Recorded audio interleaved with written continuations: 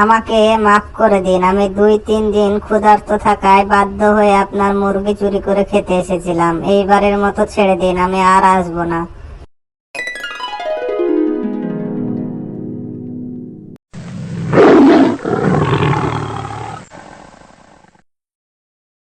হেই বেটা শিয়াল, তুই আমাকে ভাগ না দিয়ে একা একা শিকার খাচ্ছিস।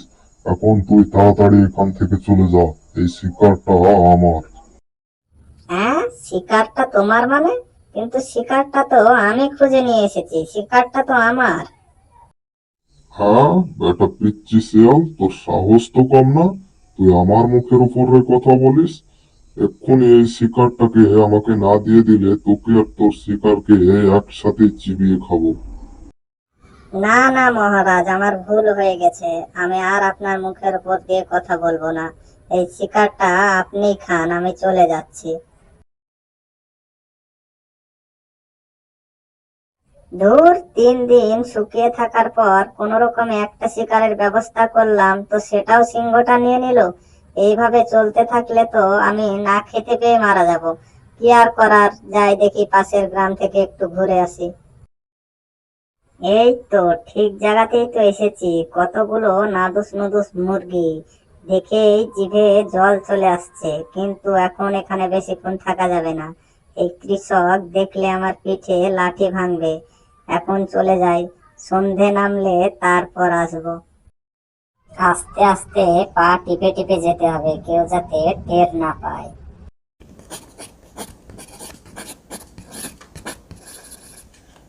বাহ, মুরগিটার তো বেশ ভালো স্বাদ। আর একটা ধরে খাই না, থাক, আজ আর খাবো না। তখন কৃষক ধরে ফেলবে, কাল এসে আবার খাবো। এ কি সর্বনাশ হয়ে গেছে! এ তো দেখছি আমার একটা মুরগি কম আছে। মনে হচ্ছে জঙ্গল থেকে কোনো প্রাণী এসে আমার মুরগি চুরি করে খাচ্ছে।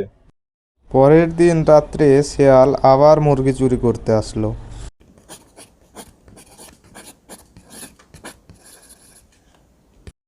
আজ মুরগিটা এখানে খাবো না, জঙ্গলে নিয়ে গিয়ে শান্তি করে খাবো।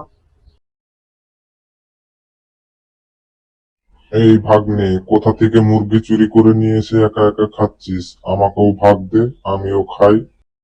না মামা, আমি তোমাকে ভাগ দেব না। এটা আমার শিকার, আমি গ্রাম থেকে শিকার করে নিয়ে এসেছি। তুমিও গ্রামে গিয়ে শিকার করে নিয়ে আসো। না, আমি যাব না। ওই গ্রামে যেতে আমার ভয় করে। এর আগে একবার ওই গ্রামে শিকার করতে গিয়ে ধরা পড়ে গিয়েছিলাম, অনেক মার খেয়েছি। তোর শিকারটাই দে একটু। না মামা, আমার শিকার থেকে আমি কোনোভাবেই তোমাকে ভাগ দিতে পারবো না। তবে রে বেটা, দাঁড়া, এক্ষুনি তোর ঘাড় মটকাচ্ছি। পালাচ্ছিস কোথায়? দাঁড়া, আজ তোকে ধরতে পারলে তোকে আর তোর শিকারকে একসাথেই খাবো। তারপর বাঘটি শিয়ালকে আর ধরতে পারল না। শিয়ালটি জঙ্গলের মধ্যে ঢুকে পড়ল। আরে, এ তো দেখছি আজ আবার মুরগি চুরি হয়েছে। কিছু একটা তো করা দরকার। এই চোরের জন্য একটা ফাঁদ বানাতে হবে। প্রতিদিন একটা একটা করে খেয়ে মজা পাওয়া যাচ্ছে না, আজ 3-4টে একসাথেই খাবো। এই মরেছি, এ তো দেখছি আমি ফাঁদে ধরা পড়েছি। এইবার তো আমার পিঠের চামড়া আর থাকবে না। ও, তাহলে তুই প্রতিদিন আমার মুরগি চুরি করে খাস, পাজি শিয়াল?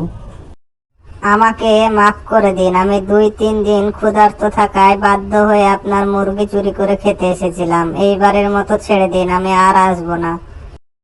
আচ্ছা ঠিক আছে, এইবারের মতো তোকে ছেড়ে দিচ্ছি। তবে মনে থাকে যেন এরপরে যদি ধরা পড়িস তাহলে তোকে আর জ্যান্ত রাখবো না।